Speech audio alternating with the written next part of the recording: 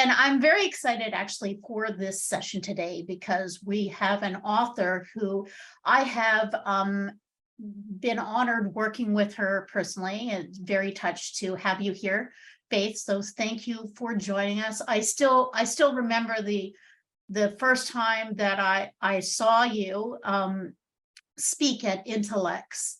I don't know if you recall this or not in your presentation, but you were talking about how we can get up and learn from our failures. And one thing that you said to me that I always, whenever I feel my lowest, I think about is that you said that when you're feeling down and you're feeling like you can't get up, just remember you can't fall off the floor.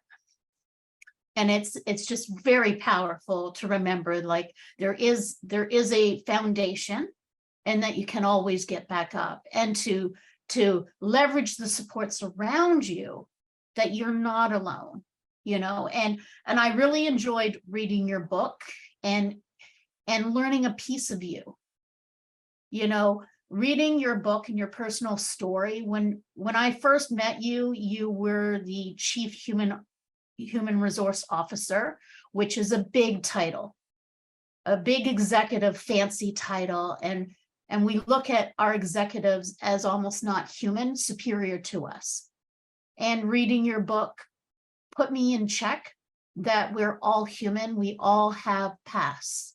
And some of our pasts are not beautiful, right? But when I finally came into your office and disclosed to you what was going on, your gentleness and the way that you just humanized that I didn't deserve to be treated like that helped change my frame of looking at valuing myself and my self-worth.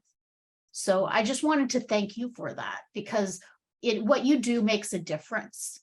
And I know that HR doesn't always hear that, but it does. So Gary, I'm going to hand it to you to introduce our guests.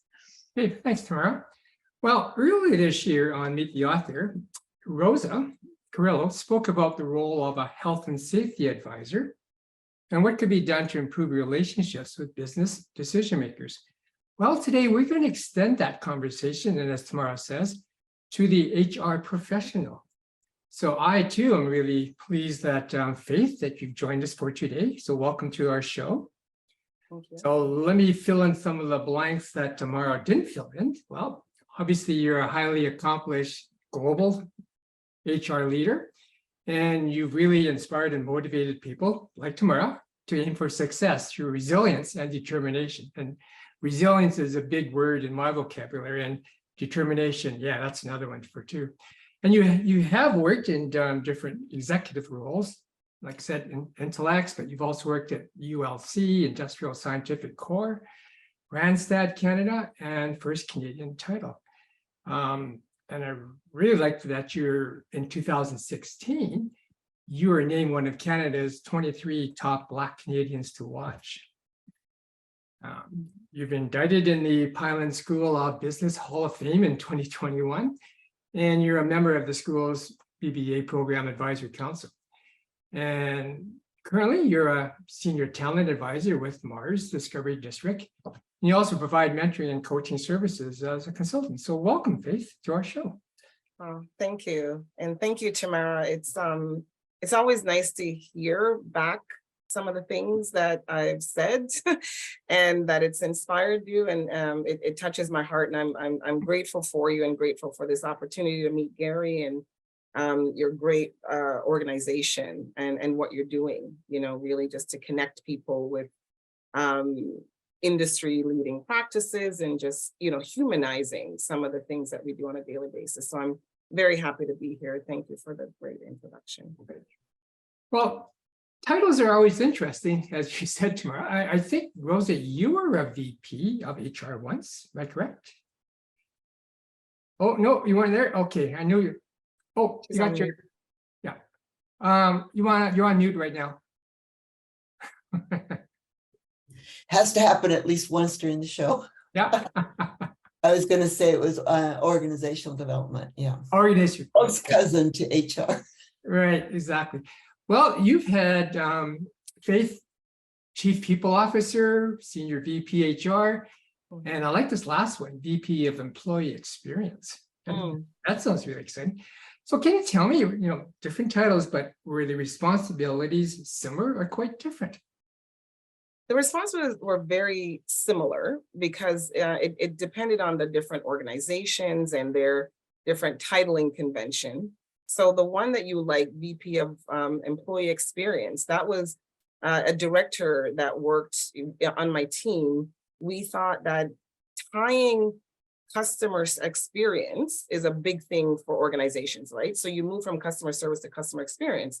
So we moved from HR to the employee experience. So it's looking at the full life cycle of the employment experience and really looking at strategies to develop along that entire life cycle. So it tied in directly with the business goals of meeting their customers' experience. We wanted to ensure that top of mind was the whole employee experience and the employee journey. So, Right. Okay. Well, I think when I think of HR, I see a whole bucket of different things, ranging from pure negotiating labor contracts, and right now as we're speaking here, the auto employees, the union, they're out on strike. So what does that mean? How is HR involved with that? Then you get obviously to the other end where there's how do you bring people in, talent attraction, and obviously you look at OD like you did, Rosa, and organizational development and a whole bunch of things. So if you had to pick one HR responsibility that maybe is giving you the biggest challenge, Faith, which one would it be? Yeah, if I can pick two, Okay. I'll make the first one really quick. The biggest, the first one is compensation, right? And especially in today's market, right? Where you're seeing interest rates skyrocket, you're seeing cost of living skyrocket, and you're not seeing your pay skyrocket. So a huge challenge is keeping up with markets in terms of how we pay people and pay organizations. And what folks are seeing is the typical 2.5%, 3% increases.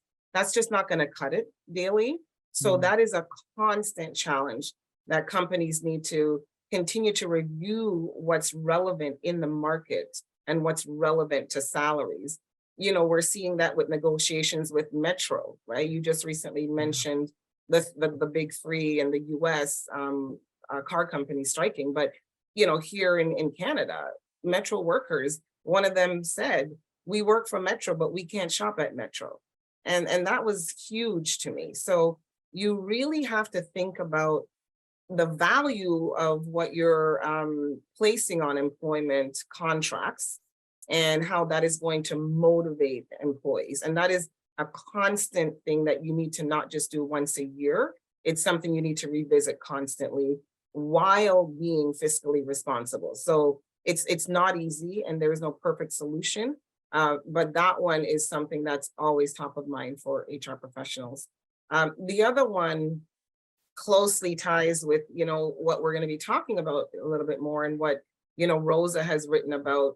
It's really about ensuring, psychological and mental health safety in organizations. So diversity, equity, and inclusion has become a buzzword, which it shouldn't be. It really is looking at the whole individual and ensuring that you have leaders that are capable to ensure these safety pillars are in place for people to feel like they belong and that they work in a culture that really supports who they are and supports their growth. So that's another big one for us that, again, there's never one size fits all. It really is working with the leaders in the organization to look at, how are you training your leaders to manage people so that we don't have to follow up and do these investigations because people feel slighted, they feel harassed, they feel that the organization is poisonous. So some of those things are very sensitive and it takes a long time to solve in companies today. Yeah. So just open this one up to, I see Tanya, you've joined us as well. Thank you for joining. We've got some others as well. Just curious if there's any comments from the audience. Are we getting better? Are leaders getting better? Do they understand what's happening? Or are we getting more or is the gap growing? What's happening out there? Any ideas? Rosa, you got any thoughts? I'm writing, I'm about to publish another book, and the focus is voices in OHS, and it's a resounding no growth. Mm, Absolutely not. And it's especially difficult for people in the support functions like OHS, HR, mm, OD, where you're tasked with creating these miracles without any power wow. and insufficient resources. So what we've managed to do is create a whole nother level of stress and Mm, lack of mental health in the people that are out there doing the work with the front line of supporting human beings. And well, it's like nurses, right? They're not supported, they're not heard, they're not listened to. So enough said. I see that Tamara and Tanya have their hands up. Mhm. Tanya, why don't you go ahead? Mhm. You want to mute yourself and join us? Oh, tomorrow was first though. Oh, I didn't see that. Okay. That's okay. I like that we're talking about creating safe spaces for employees, because a lot of employees are marginalized and they do need leadership to support and provide a helping hand. But I think that what my learnings over the past 10 years is also that leaders also can be in positions where they are not feeling safe and are frightened. And this fear of what might happen to them if they speak up immobilizes them as well. And I think that that needs to also be brought into the conversation, because it's not just one group that's paralyzed by this fear. It goes further, and it can go right up to an executive sitting on the board in that boardroom, being there. And we all think as employees, they have this power and they can have this influence. And then we learn later that what we thought was just an illusion. So I just wanted to put that on the table for our thoughts. Tanya, you also had your hand up. What were you going to share? Well, you also brought up something that I heard Todd Conklin talk about, like in the heart of the pandemic, that he was talking to some leaders, probably on a virtual platform, who were, he called it playing the victim card. Like, I'm a victim of all of this. And he said, but you're the boss. Like, what do you mean? you do have the decision-making authority to do things. Why are you saying that you're trapped and you're a victim here? So like, he thought that was worth calling out, because I think he's right, that if you actually do have the decision-making authority, the money, the power and everything, why are you saying I'm trapped? Like, this isn't realistic. But what I was going to raise was, I was raised in the 70s a bit, and there was a lot of influence of unions back then, but never have I seen the number of institutions on strike right now. I mean, I just heard that the auto workers are on strike in the States, and Hollywood's been on strike for a while. You mentioned grocery stores, Faith. Like, it looks as though unions have started to become more present than they have been in like 30 years, starting to affect the way that leaders might think people enjoy their workplaces. Good point. All right. Okay. Well, thank you for that. I want to get back to the book now, and the title of your book, Faith, is Beyond These Eyes. So very intriguing. And why did you choose this title? Yeah. So that wasn't the original title. The original title was going to be Maroon Child, which would talk about my childhood. So my family comes from a background of Maroons, who were the escaped enslaved people in Jamaica.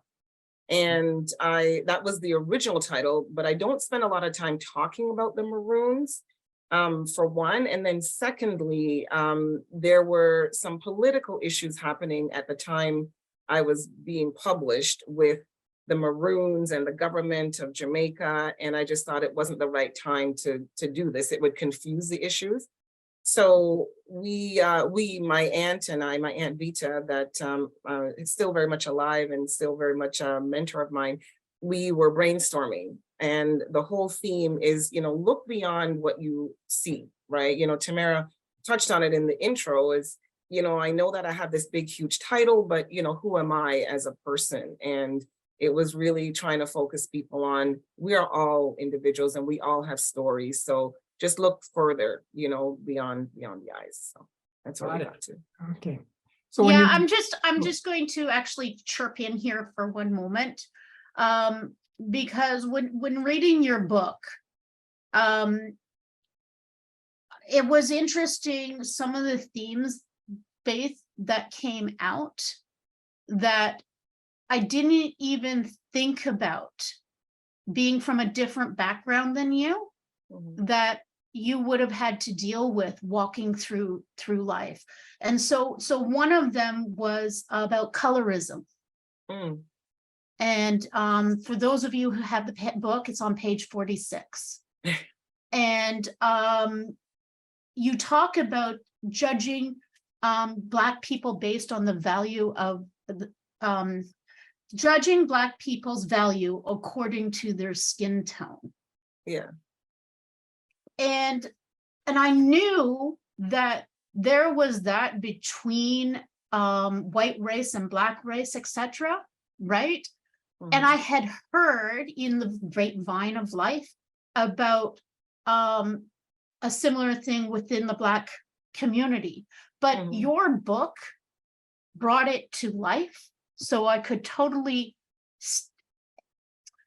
have a better understanding of you as a woman and what you had gone through, about the biases and everything that you grew up in, and that you had experienced being ostracized, which is something that I had come to you and talked about.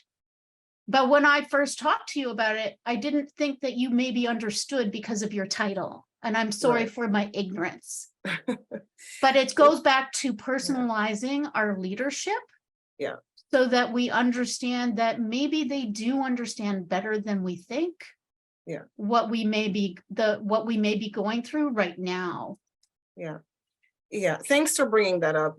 It's a complex issue, the whole colorism, and it's not just externally you're facing it, but internally you're facing it because, of, what I'll call some of the brainwashing, and, just some of the things that we grew up with thinking were wrong or were better.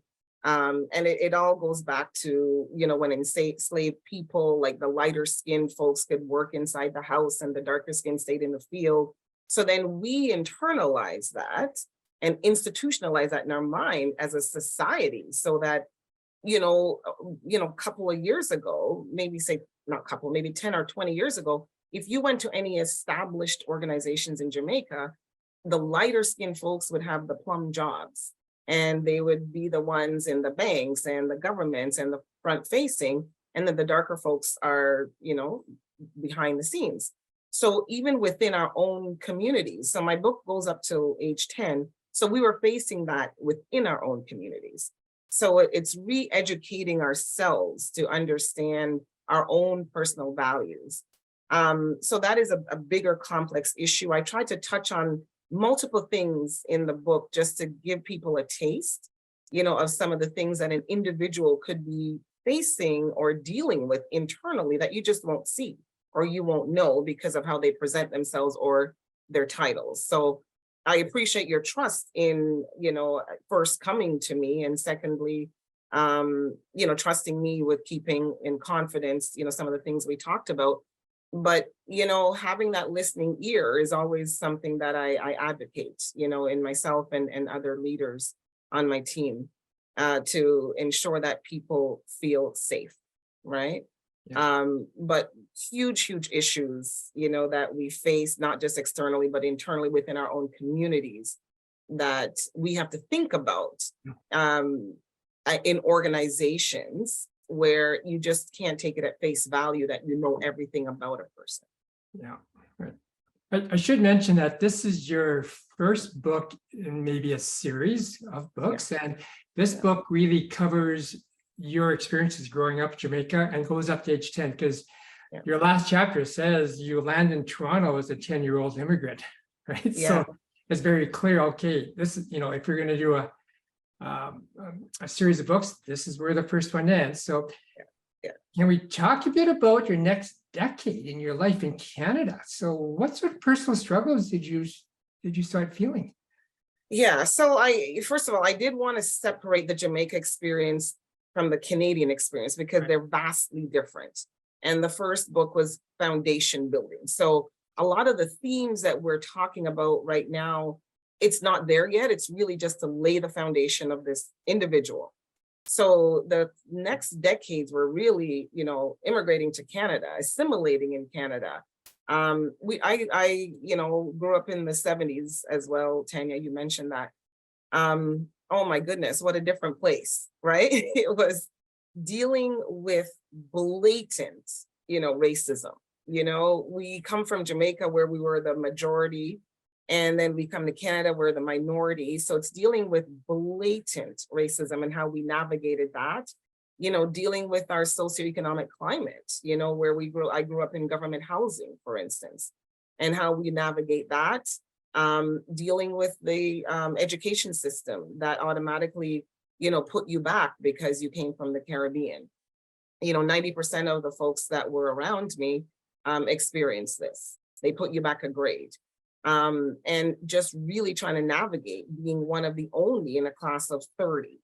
And not necessarily having the mentors and the sponsors and your teachers, because some of them are blatant racists as well. So it's navigating the world and understanding what works, and losing our accents really quickly just to we already showed up different, so we didn't want to speak differently. So driving in ourselves to have that grammar that was acceptable.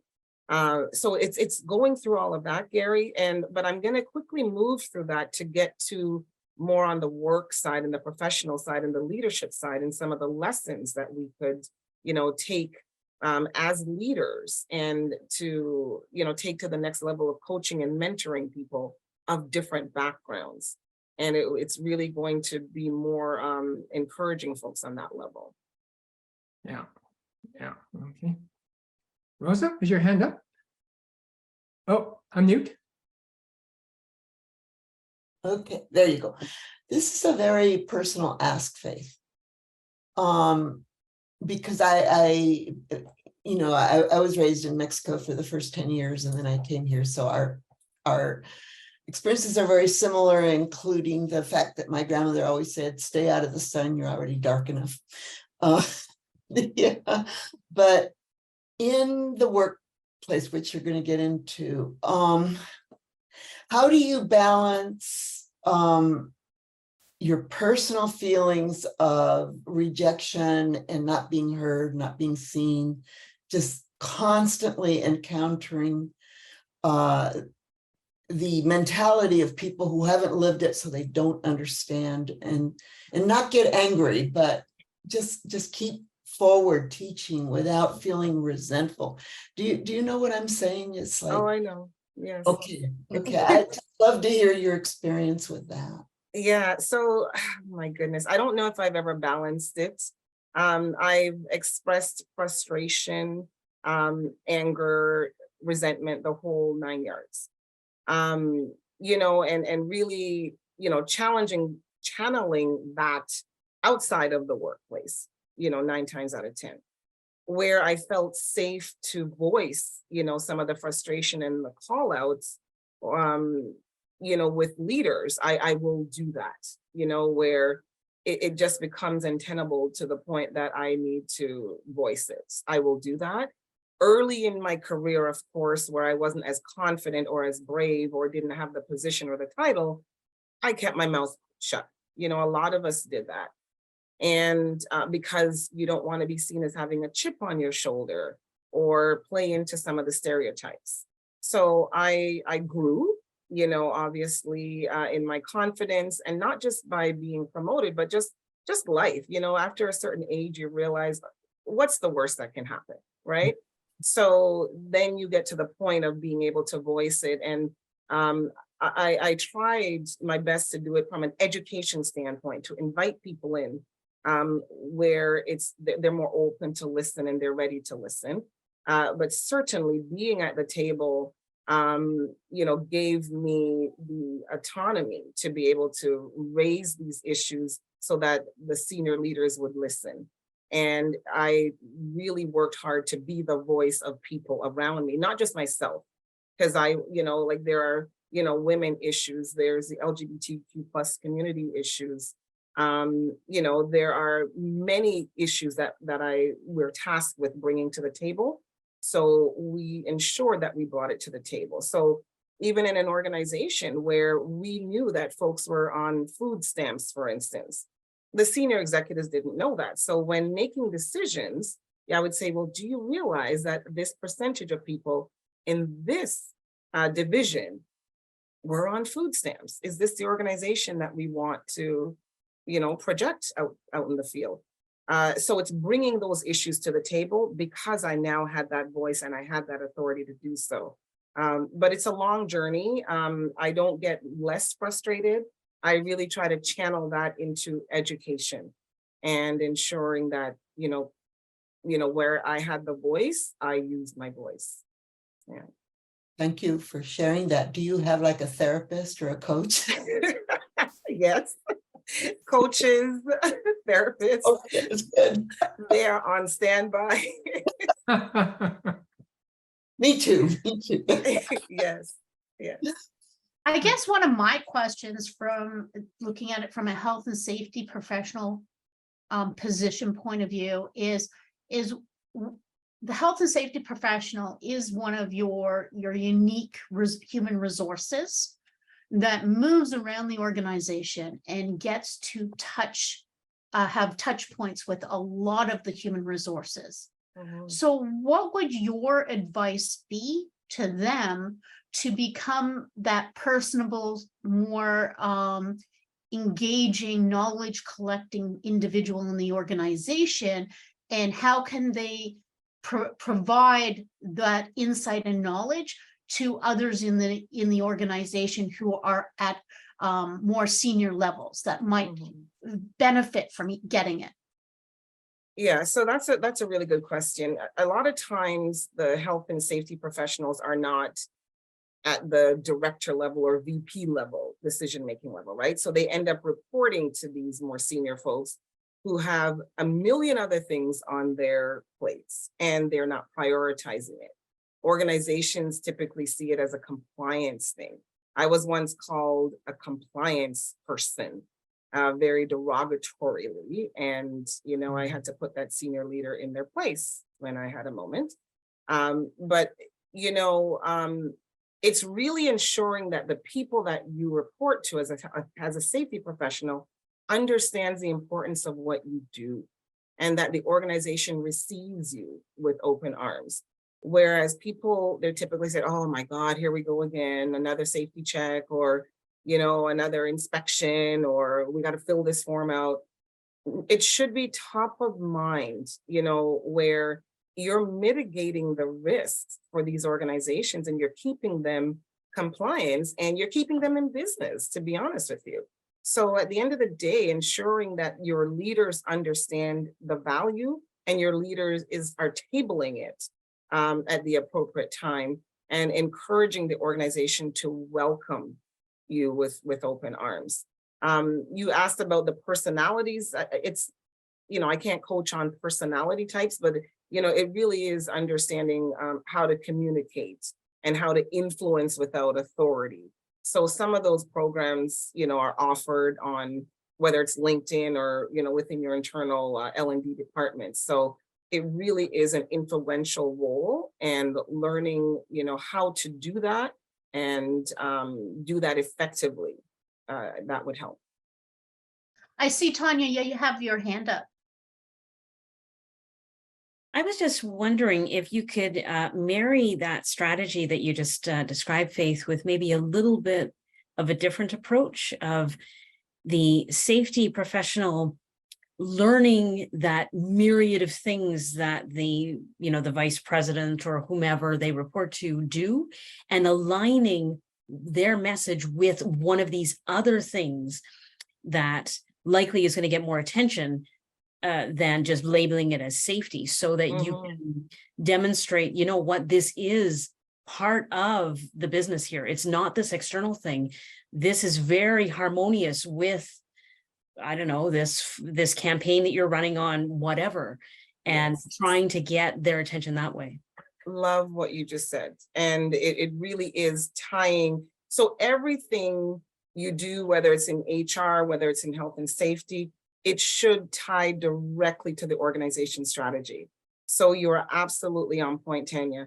It's tying it back to that strategy and showing how it can be measured and how it can impact those strategies. 100%.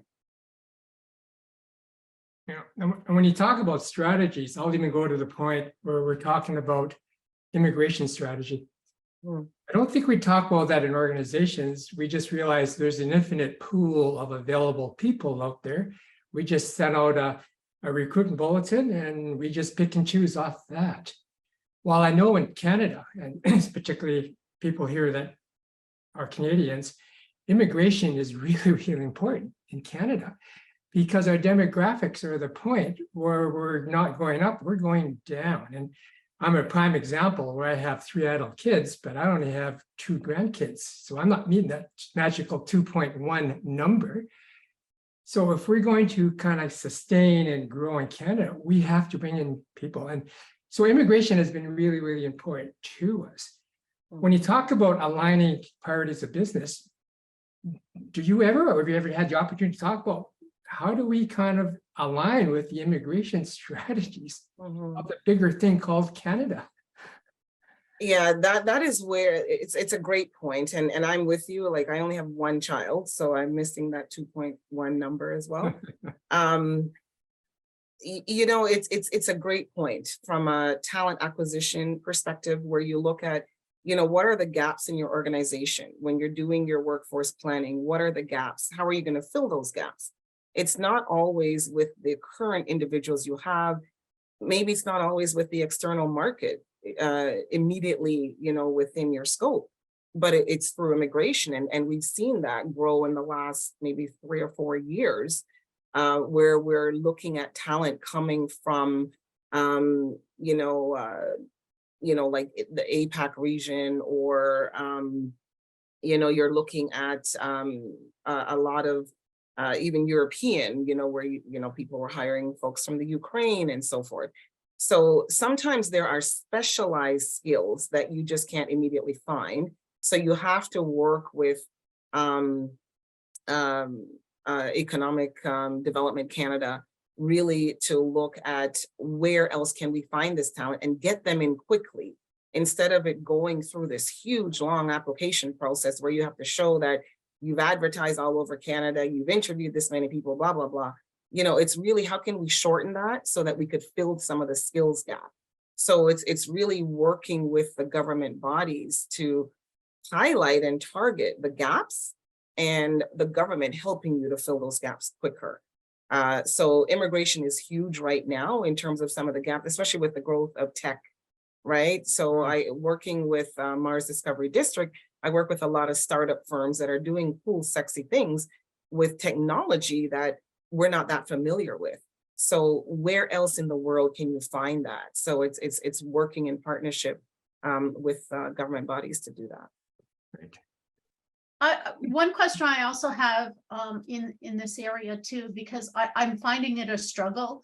I have a lot of people who actually come to me saying, hey, how can I live in XYZ country, not Canada.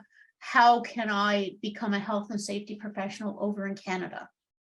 And I remember one individual I helped bring over, and it was such a complex and unclear pathway, right to even the interview, where when I was their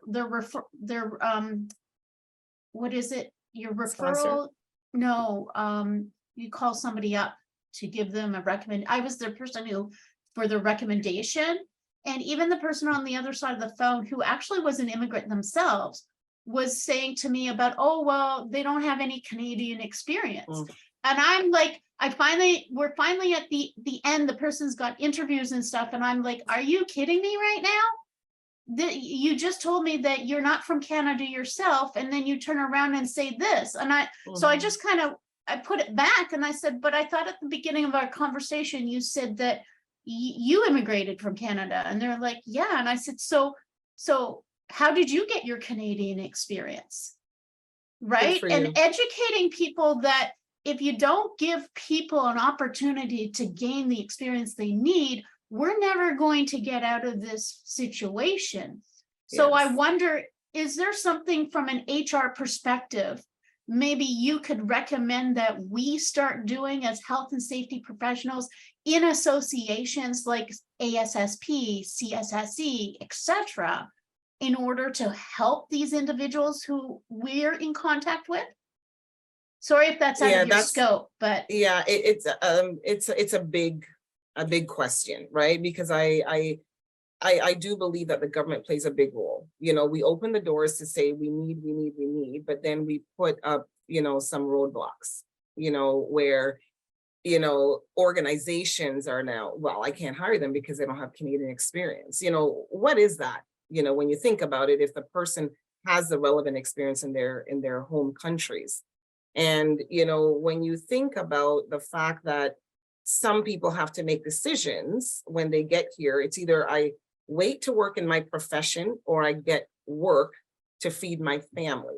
So a lot of times employers or institutions within Canada will ask for accreditation, where you have to go back and get accredited to be, a doctor, an engineer, a health and safety professional within Canada.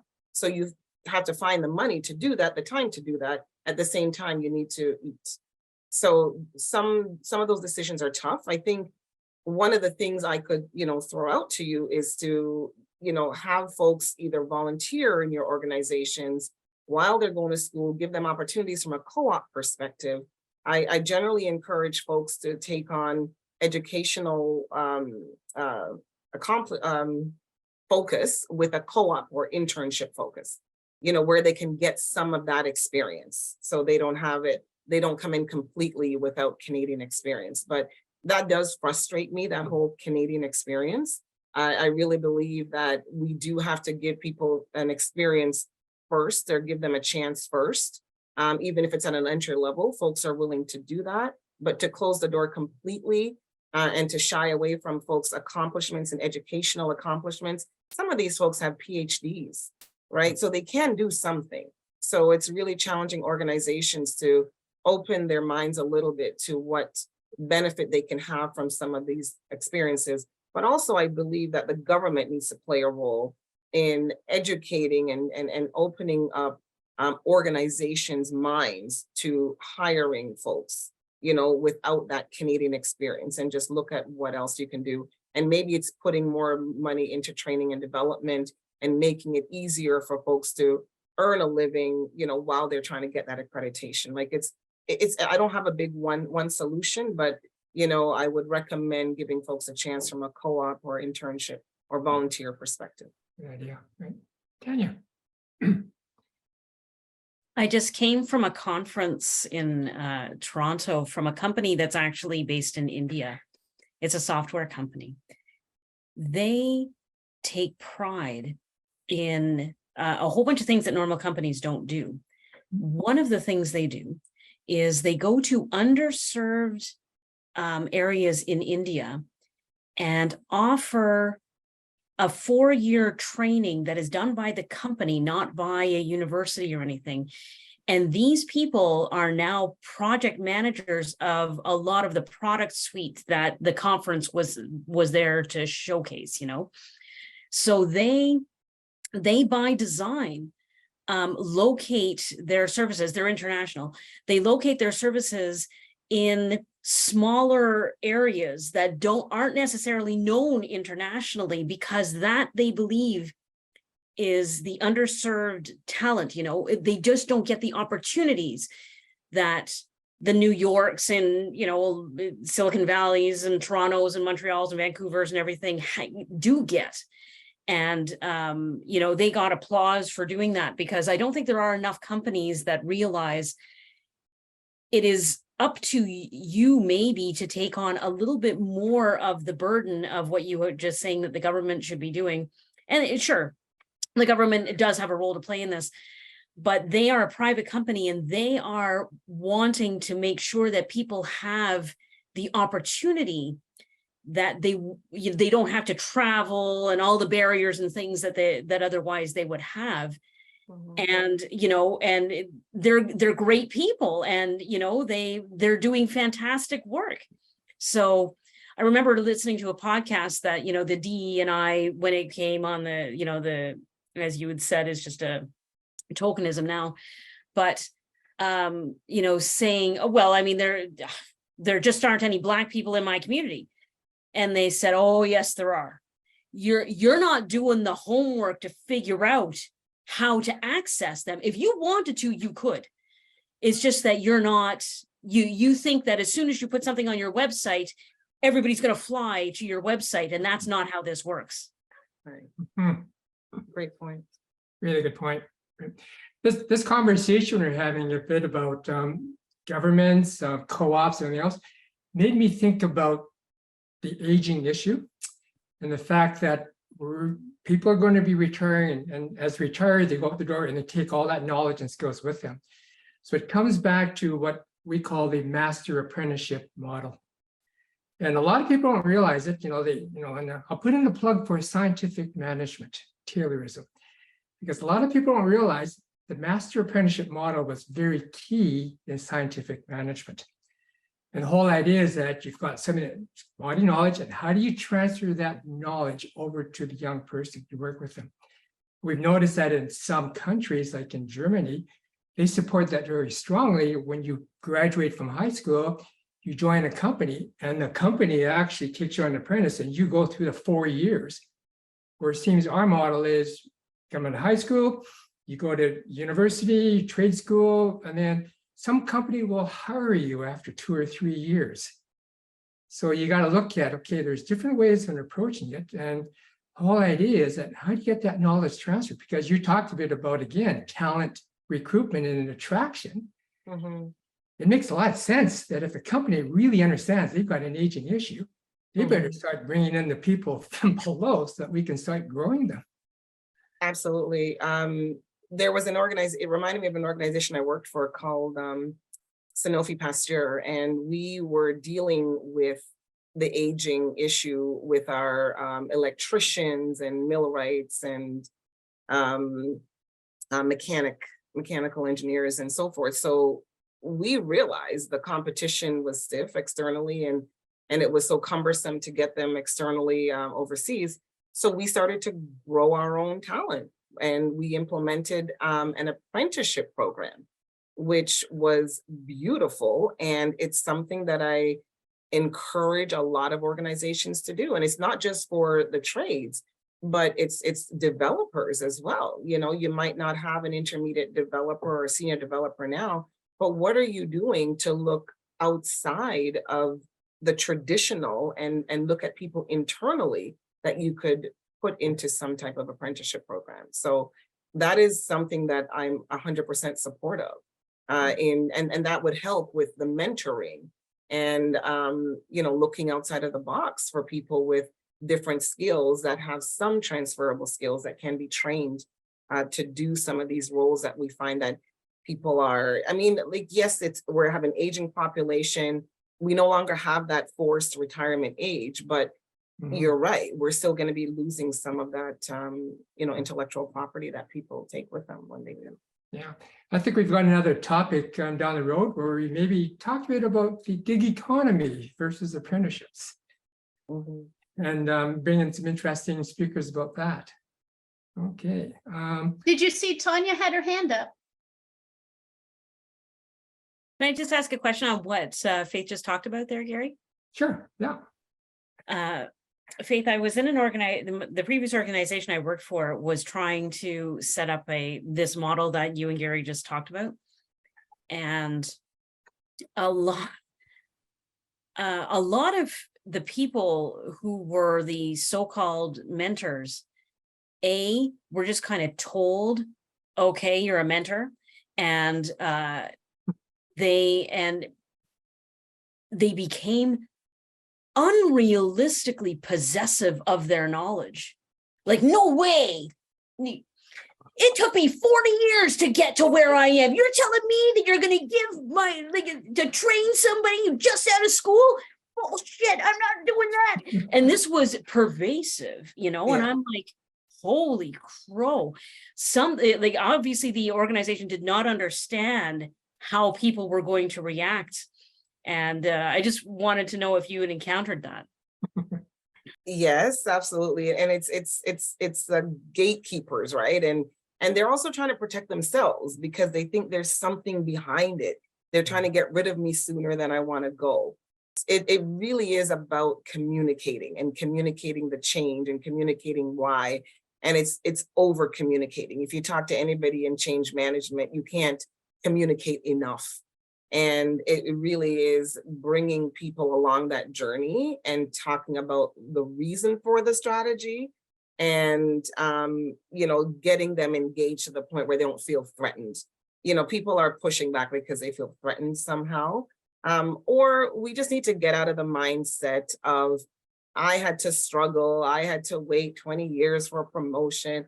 We need to get out of that mindset and drop it. It's a different day and age. I caught myself saying it, and my daughter, who's 24, continues to remind me, that doesn't mean anything to us, Mom. We understand, what you went through, we respect it, but it's a different day and age. So it really is educating people and bringing them along the journey and being transparent with them so they don't feel that you've got, some other priority.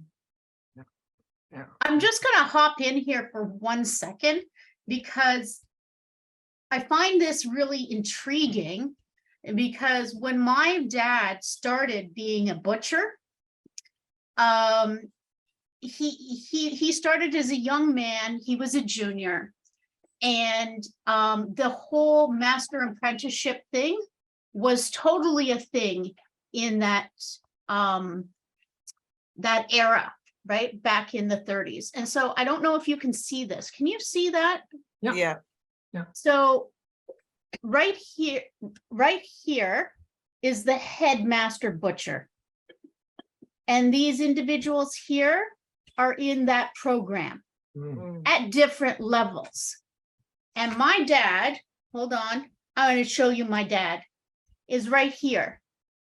Okay, so that was my dad at the beginning stage of his career becoming a butcher, right? And then his partner, Joe. And so from there, they went from being one of those many people to being taught how to have their own shop. And that's what fed our family.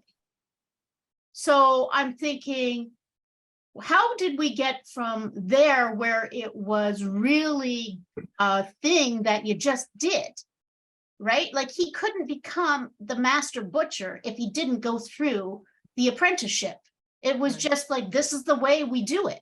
How did we get to this place where now we've got Tanya sharing how people are being closed arms and not wanting to give it up? Like,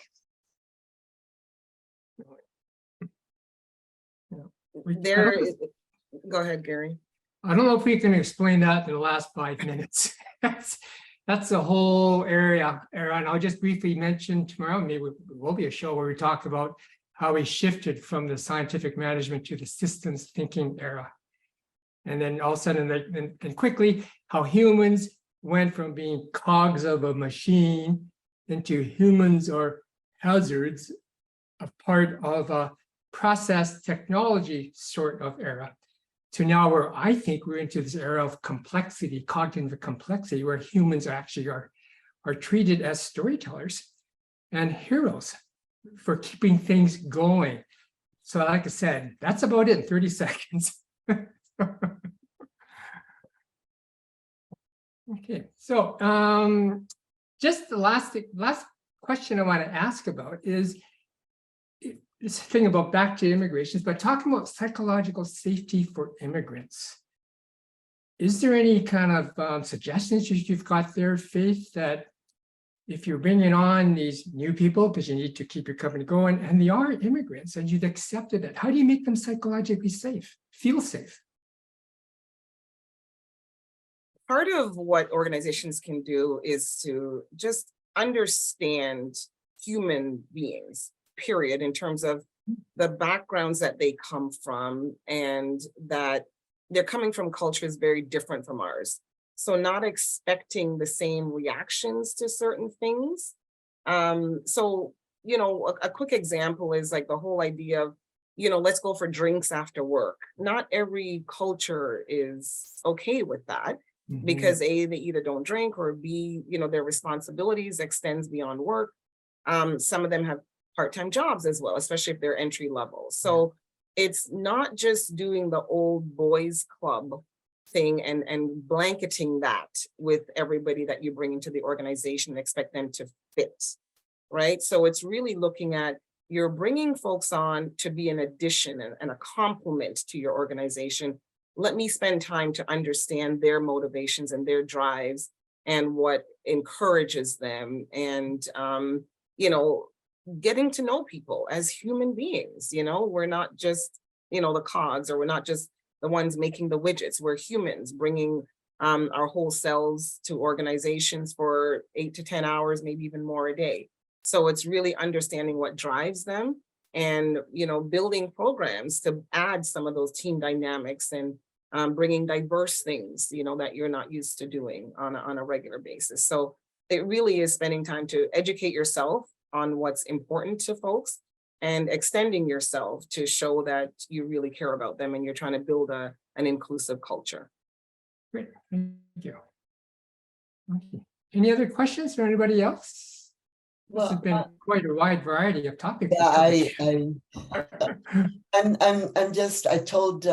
asked Tanya if I could have a transcript of this call, because I think it's a book in itself, to tell you the truth. And